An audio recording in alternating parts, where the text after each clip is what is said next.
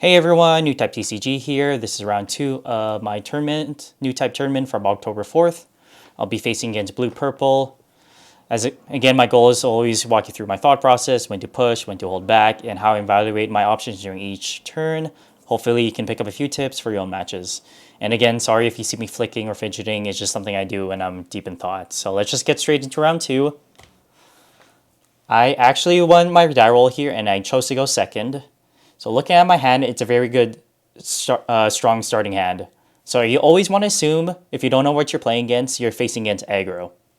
So I did not know who I was playing against this time in terms of deck type.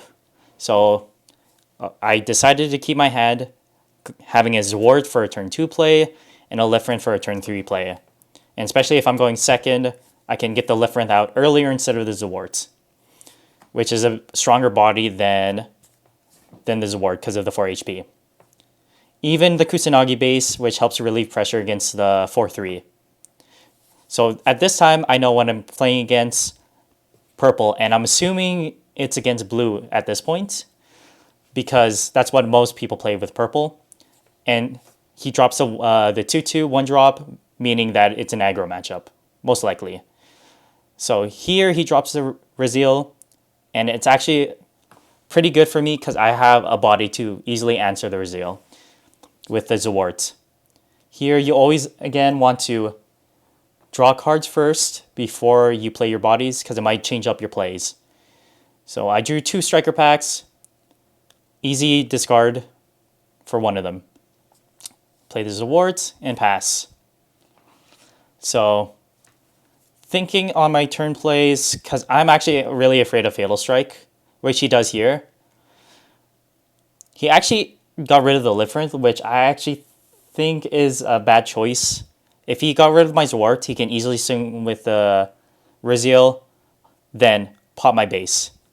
I have no answer, especially with my 2-4 body.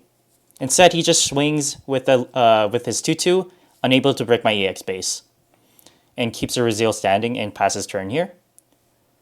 So think on my next turn play. I actually have 2 options. I can either play 2 bodies or 1 body and a base. So I drew the Lifrinth for turn. I play Lifrinth, Striker Pack, or I play Lifrinth, Kusanagi. I want to make full use of my EX base since I'm against aggro. So I'm going to decide to play the 2 bodies out instead of playing the Kusanagi. Especially, I haven't answered the Raziel with my Zwart on the field right now. So I'm not too afraid. In this current board state, I'm feeling pretty good. My only thing that I would feel pressure to is an RX pair with Amuro. So he's thinking on his turn. I'm thinking about my next turn plays. I'm going into 5 next turn, so I'm probably going to drop just the Wing Gundam and pass. So he actually swings with GM here to see what I would do. So that is the correct play. You always want to swing first before playing your bodies out, because you want to see what your opponent's going to do. So here he does drop the RX and Amuro pair, resting my Lifrinth.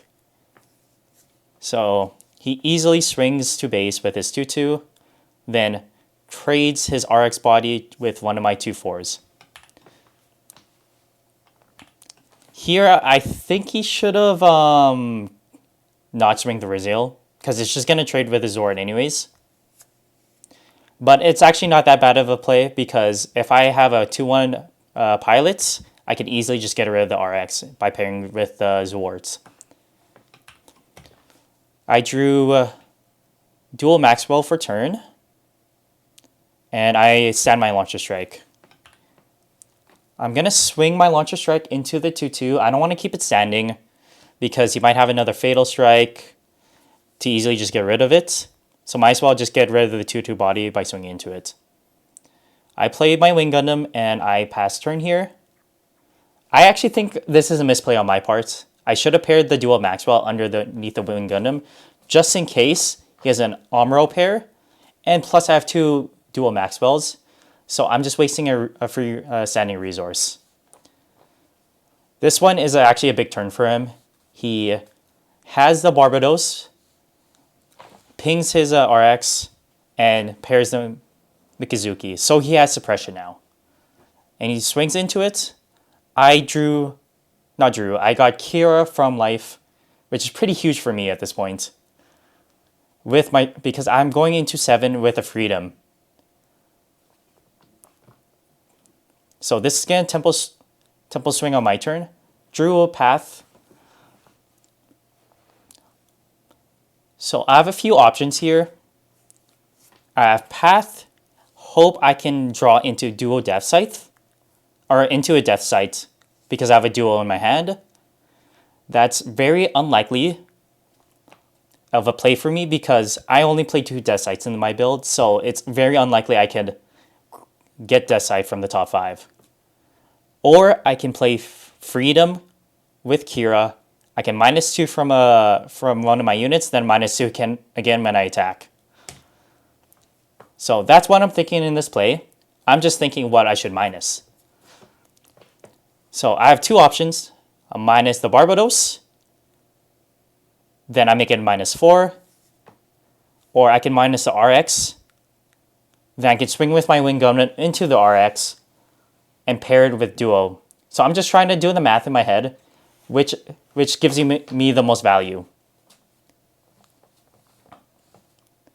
Honestly, the most value is minusing the RX, swing the paired Wing Gundam with Akira into the Barbatos, -2, so it'll only deal 4 damage to me. Then I pair the duo with the Wing Gundam, swing into the RX, I still live. The thing about my misplay from last turn is I'm going to have to use an EX resource to pair the duo with my Wing Gundam now. So I'm not hitting 8. Even though I don't have Wing 0 in my hand, that applies a lot of pressure to my opponent to only play a half board, even though they don't know if I have 0 in my hand. But they always got to play thinking that I'm going to have 0 in my hand. It's just a bunch of mind games people don't realize they apply when just having the level of 8 when you're playing green-white. So I'm gonna fast forward this because this turn took me a while to think of. So I did minus RX, swing the the freedom into the Barbatos, pair the dual Maxwell, then swing into it, taking only 3 damage, 4 HP left. So I'm always asking every turn I'm asking how much cards my opponent has. So I can know how much resources is available to them. And how much I can starve them, or how many turns I can starve them out. So in this turn play, he doesn't have that much going for him. I have 2 Wing Gundams and a Path. I go with the base here because I wanted to see what I draw from my base, then I can easily choose what I can grab from Path. So I bounce the 4-3 because I don't want him to have another pinger in hand. So this one I almost whiffed, but I was able to draw the 0. So this actually applies a lot of pressure to my opponent. Now knowing that I have the 0 and I'm going 8 next turn. So this changes up my plays. I put down the Wing Gundam, and I actually don't swing here with my Wing Gundam or Freedom. Since I'm going 8 next turn, I can easily just get rid of the Aksha by just dropping 0 down. So he knows this. He's going to play a bit differently and not do a full board. So even though he has the 4-3 in his hand, he actually doesn't drop it here because I have the 0, and he knows it from Path. So I'll speed this up a bit. Just swings with the 3, and he puts down to 2-4 Barbatos that gains 2 wind damage. So if I drop 0 next turn, I'm not able to kill that 2-4 Barbatos. and he actually gains two attack here. I actually drew a hero that makes my turn a little bit different. So I have three. I'm gonna play 3 Wing Gundams here. My third one, pair it with a wing and start applying a lot of pressure. Even though he has 6 HP, I'm dealing 4 damage to him. Swing with the wing into the 2-4. Breach. Swing that to face.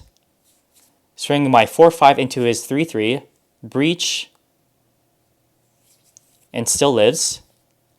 And just swing the freedom into life. Because I'm actually not afraid of anything. He has only a few, like 2 to 3 cards in hand, which you can see right here, 3 cards.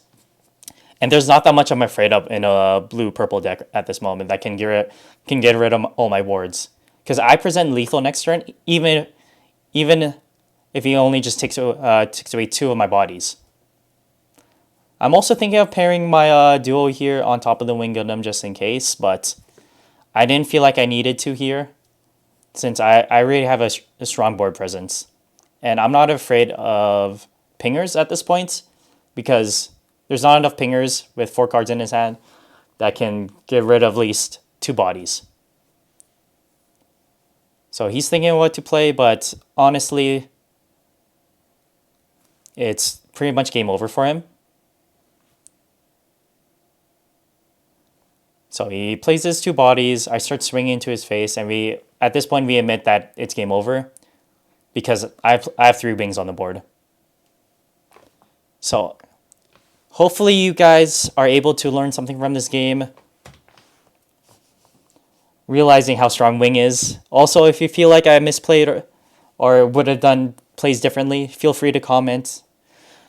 If you guys like this content, feel free to like and subscribe. I'll see you guys next time.